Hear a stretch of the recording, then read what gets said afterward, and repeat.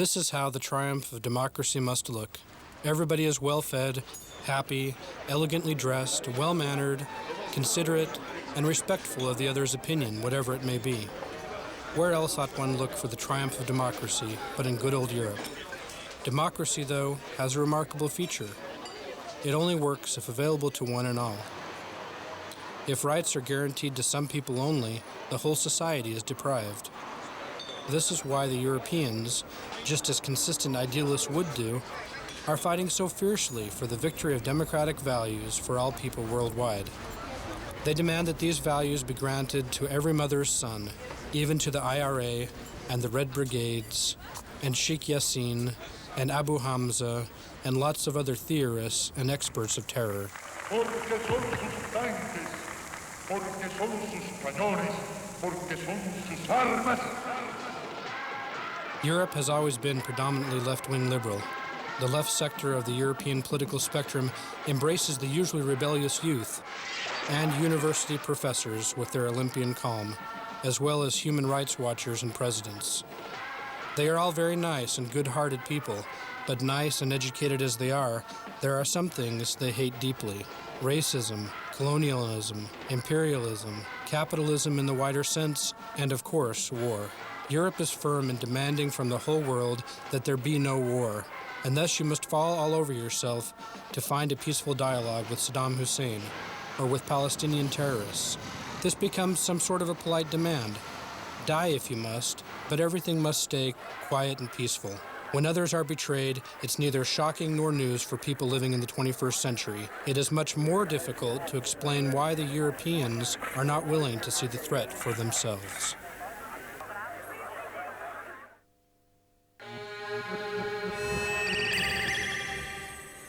The original population of Europe is drastically diminishing, while the number of Muslims is on the rise.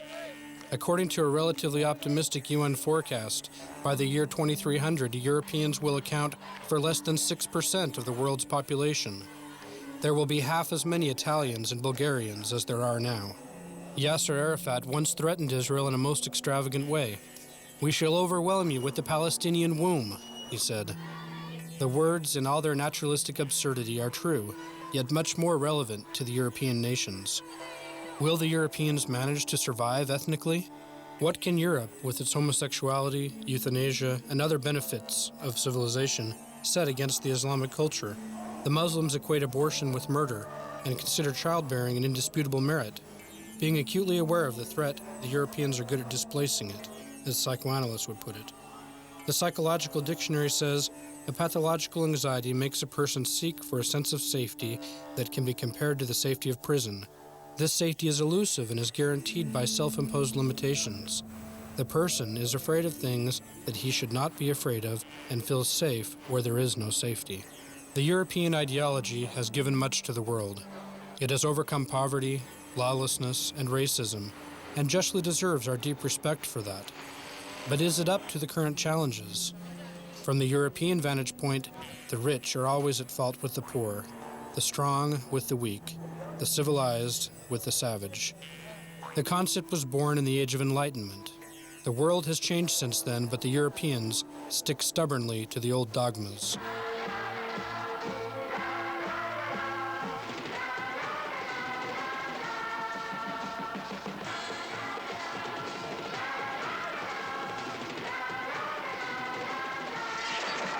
A paradox or some odd logic it may be, but adherence to the liberal values has invariably led Europe to support pure evil.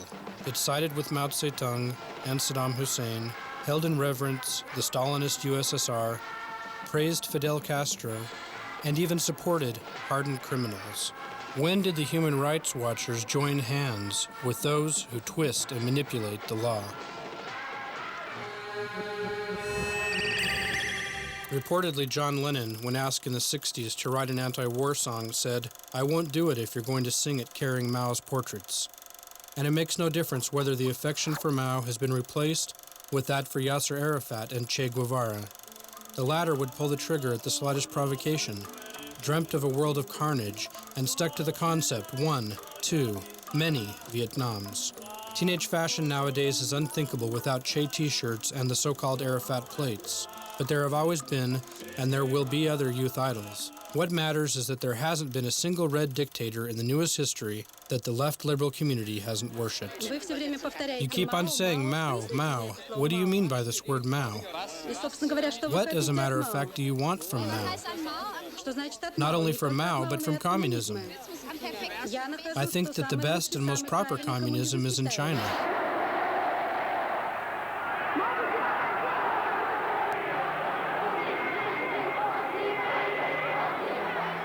The evolution of the left's passions has enigmas of its own. The first oddity is the European intellectual's cult of Mao, with his Cultural Revolution and killings of intellectuals.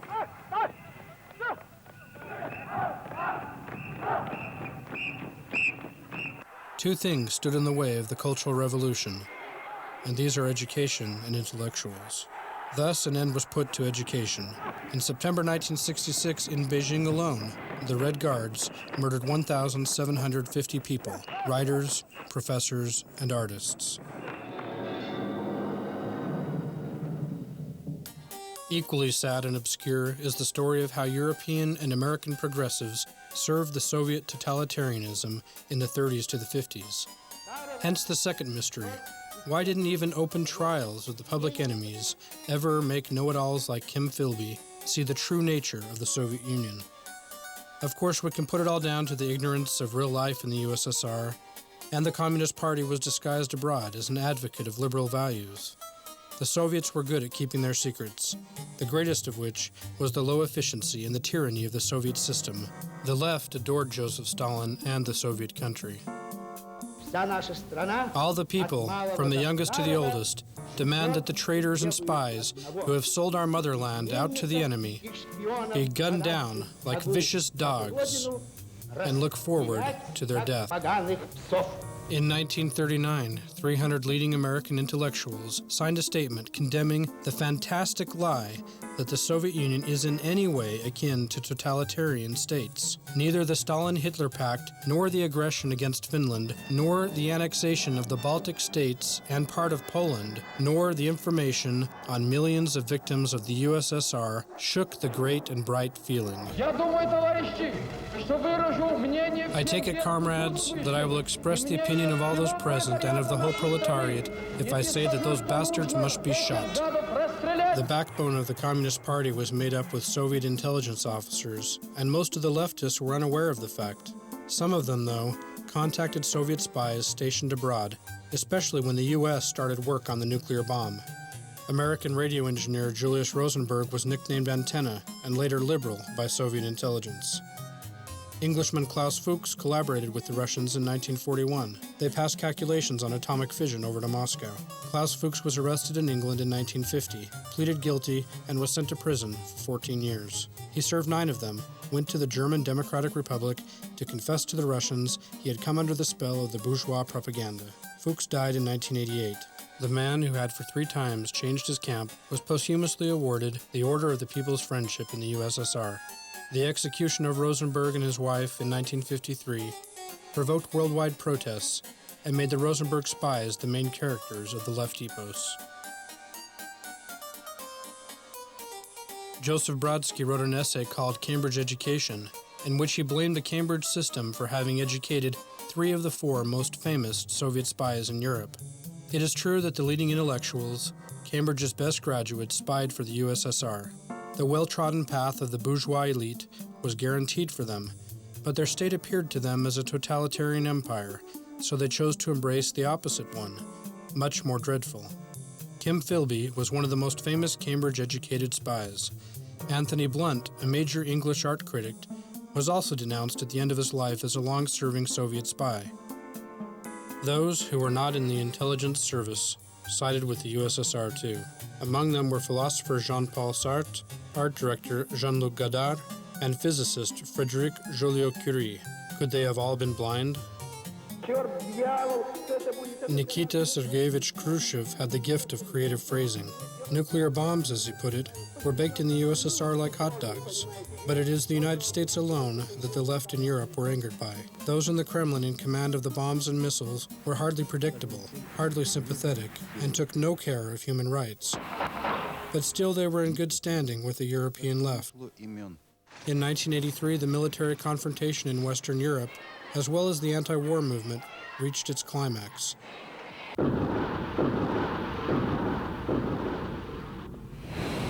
The Soviet SS-18 and SS-20 missiles deployed in Europe gave the USSR a military superiority.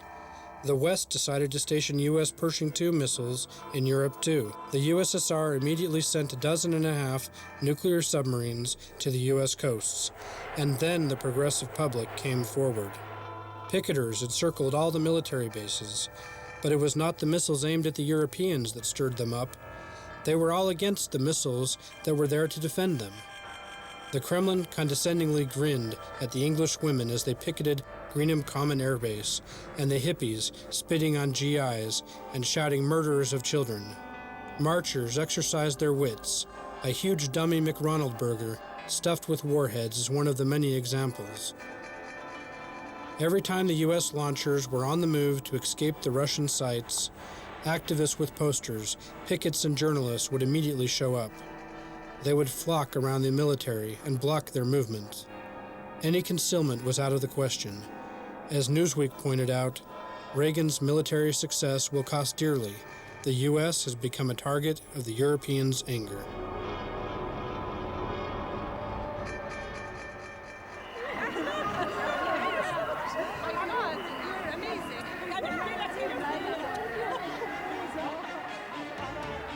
Pro-Arab feelings in Europe and hostility towards Israel have a long history.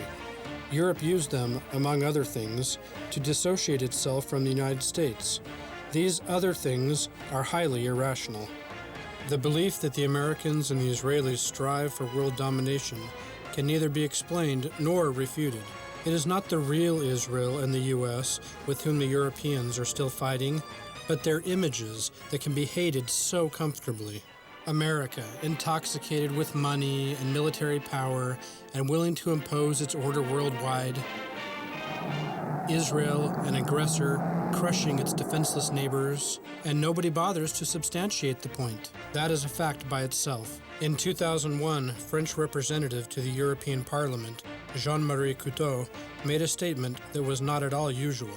The Frenchman suggested that Europe provide the Arabs with nuclear weapons to fight Israel. That was the policy of my country in the 70s when we helped Iraq go nuclear, he proudly said. There really was such a page in French history. In 1981, French engineers built an atomic reactor for Iraq. Since Saddam Hussein had already threatened neighboring Israel with bomb attacks, now Israel took the threat quite seriously. So seriously that military aircraft were sent to bomb their reactor. The progressive public was unanimous and decisive in shaming Israel. But in the 90s, it was agreed that the bombing had been beneficial. The nightmare of Saddam with a nuclear bomb never became a reality. Never before has the concept of human rights been so despised as it is now. This is the opinion expressed in an annual report of Amnesty International. The list of offenders is strikingly biased. The United States is blamed for the most outrageous human rights violation in the last 50 years. In the final analysis, Pol Pot, who wiped out a third of his country's population, was a lesser violator of human rights than the United States. Human rights activists claim that the U.S. and the European nations have abused the aftermath of the September 11th events to amend their legislation in a way that allows them to deal with dissenters. Israel is, of course, blamed for the killings of Palestinians and destruction of their homes. The report ignores the statistically confirmed fact that Israeli operations target terrorists, while Palestinian terror is aimed at the Israelis at large. In its report, Amnesty International reflects the opinion of all European human rights organizations and puts forth another enigma of the mysterious European soul. Why does human rights protection mean protection of terrorist rights? Why, for example, can't London's Finsbury Park Mosque Imam Abu Hamza, an outspoken and jeering advocate of terror, be arrested for outlawed propaganda of terror? For many years, Abu Hamza has openly voiced his support for bombing embassies and robbing banks. He approved of the Moscow apartment building bombings and held bin Laden in the September 11th terror attacks. He was arrested only when the United States had assumed the responsibility for his arrest. Are accusations of religious discrimination that scary? The case of depriving him of citizenship is hopelessly stuck in the courts, and human rights activists are on alert to prevent possible violation of Abu Hamza's rights. Finally, the United States has brought a specific charge of terrorism against him and demanded his extradition, pledging not to execute the man. The story is far from being over. The very fact that England failed to find grounds for Hamza's arrest makes it clear who really rules Europe. Extremist Italian Red Brigades enjoy the protection of a left-wing liberal Europe too. In 1985, François Mitterrand offered asylum to the left radicals, claiming that since the Red Brigade's members had denounced violence and been integrated into the French society, they could stay in France. Hundreds of Red Brigadiers have lived there ever since. The Italian authorities have demanded their extradition, but France regards such demands as persecution on political grounds. The most famous case is that of Cesar Battisti, a detective story writer and murderer of 4 people. He first went to Mexico, then understood that hiding did not make much sense since he could enjoy his life in France, where human rights watchers would cherish him. The Human Rights Watchers blacklist is surprisingly similar to that of Muslim terrorists, such as Abu Hamza, for example. He addressed the press shortly after the crash of the Columbia shuttle, saying that the catastrophe struck the evil trinity because it contained Americans, an Israeli man, and a woman from India. Are the forecasts of a disastrous clash of civilizations and the impossibility to find a common language exaggerated?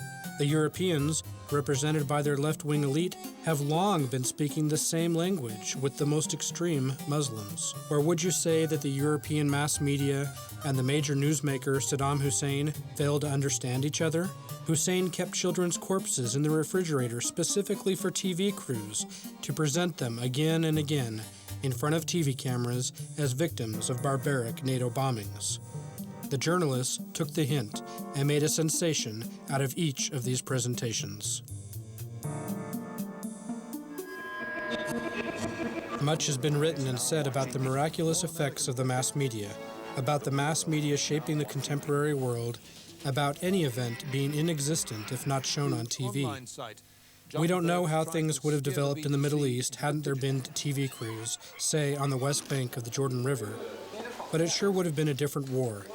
The West Bank TV stars are well familiar with the habits and soft spots of the West.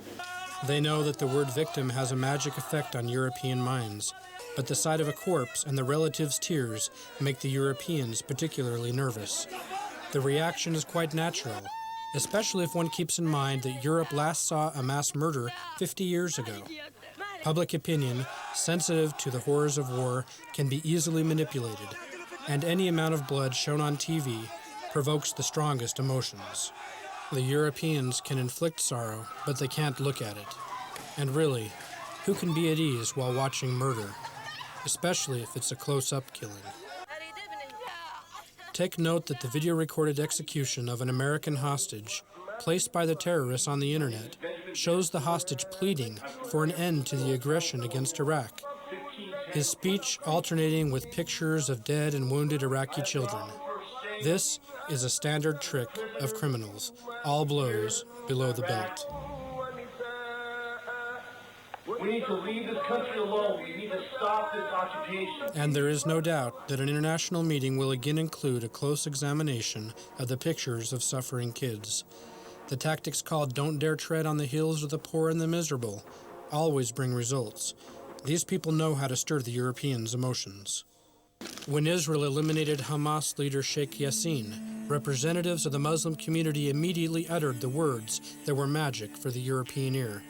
The Israelis have murdered an old and disabled man. True, Sheikh Yassin was disabled, and no doubt he was old. But in this case, his age and physical abilities are of little importance. What is relevant is that he was the leader of a terrorist organization and masterminded 425 acts of terror over the previous 3 years.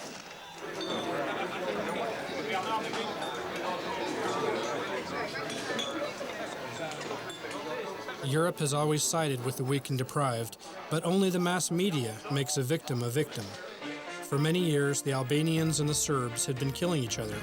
The Albanians as a small and freedom-loving people, and the Serbs as oppressors and murderers of children.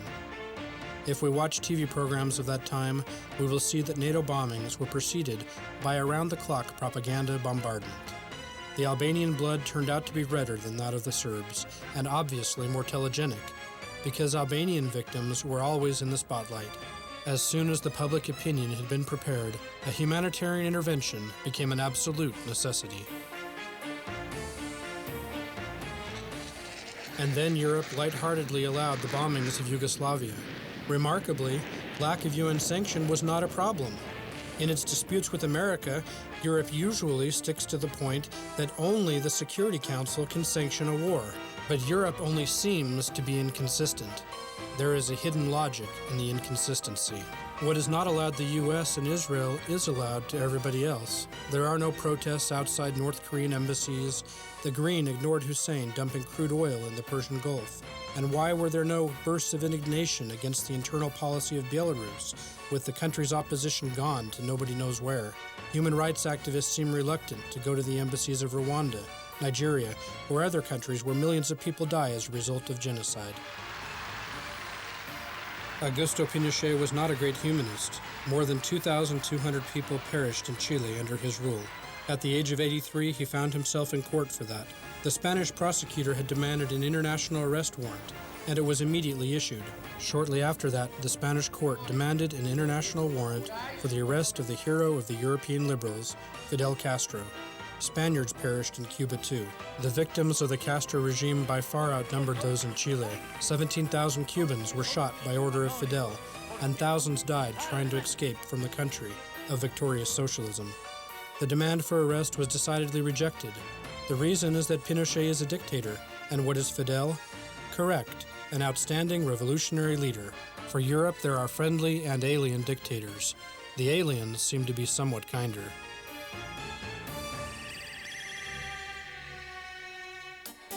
Oh yes, we almost forgot. Apart from racism, colonialism, hunger, wars, and other evils of this world, the left-wing liberals also hate the wall.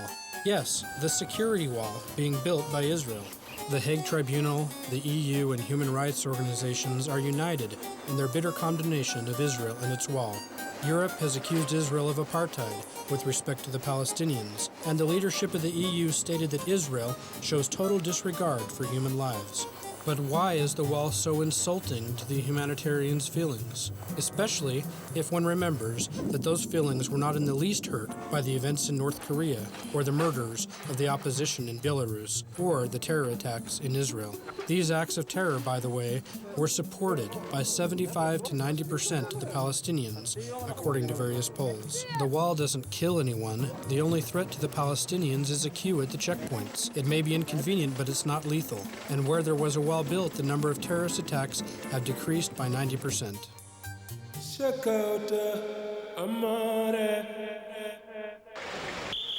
What evil will Europe face earlier? An absorption by the Muslim population or terror attacks in its cities? Is it ready to respond? Will it be able to demand of itself what it demands of others?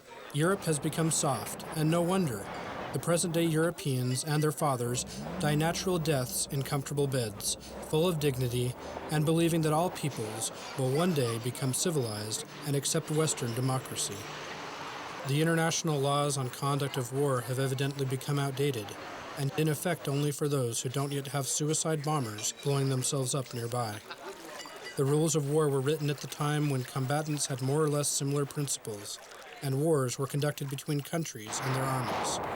People back at that time could afford to write down in the Geneva Convention that everyone who wasn't in a military uniform and didn't display his arms was not a combatant and should be protected against the war, just like children under 15 and all women and children should be protected. Nowadays, these people are proactively engaged in military actions, although they wear no uniforms. You can be confronted by an 11-year-old with a grenade launcher or an explosives belt, if not in broad daylight, then at night. Isn't it high time to change the war laws? Allahu Akbar. What will the Europeans say when bombs explode in the neighboring cafe or the nearest subway station? How will they change their attitudes, and will they at all? Several scenarios are possible. They will convert into Islam, change their clothes, and start speaking other languages. Or, the second scenario, they will perish, believing in the social utopia until the last moment. Or the third, they will muster some courage and face the reality.